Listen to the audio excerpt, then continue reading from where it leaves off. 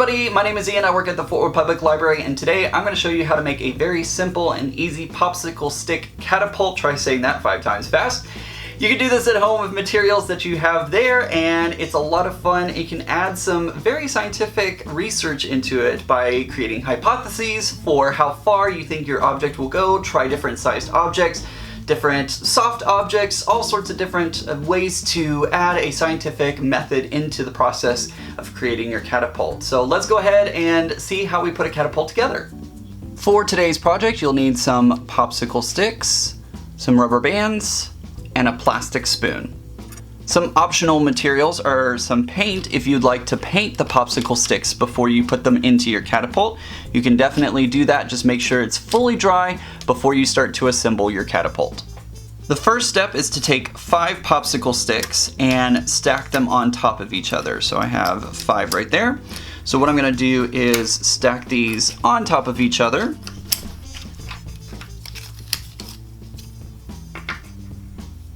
Next, I'm going to take one of my rubber bands and I'm going to go ahead and attach it and wrap it around one end of the popsicle sticks.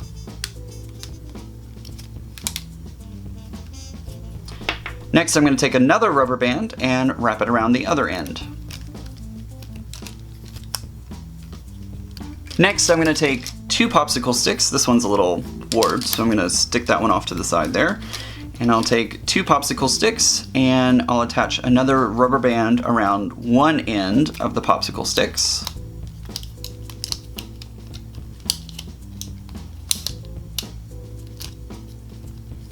And now I'm going to force the stack of 5 in between these 2 popsicle sticks, hopefully without the rubber band going flying.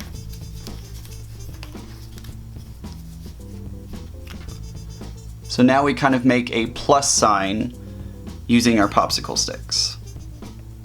Next, I'm going to take another rubber band and I'm going to go ahead and put it crosswise so it forms an X in the center of my plus.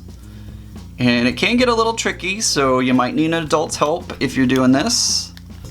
So we're just going to keep wrapping that around until it's nice and tight.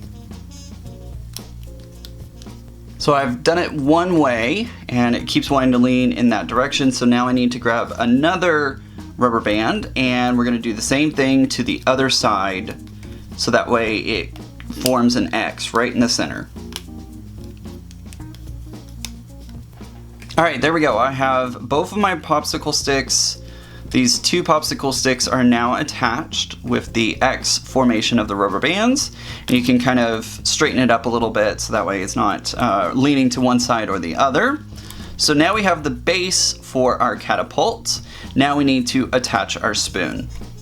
So I'm going to take my spoon and I'm going to lay it right on top of the top popsicle, and I'm going to grab another rubber band and I'm going to rubber band right about the top of the neck of our spoon and our popsicle stick. You want to really make sure that this area is tight because this is what is going to be catapulting your items, so make sure it's really nice and tight. And if you wanted to, you could even add a rubber band down towards the bottom as well to help make sure it stays in place.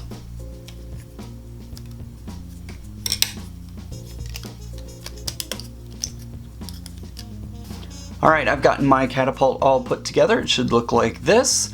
Next, I'm going to take a cotton ball, but you can use a pom-pom or anything soft can be used. A marshmallow maybe if you have those at home. You're going to put it into the spoon, hold the very end of the catapult down here, pull back the other end of the catapult, and away it goes.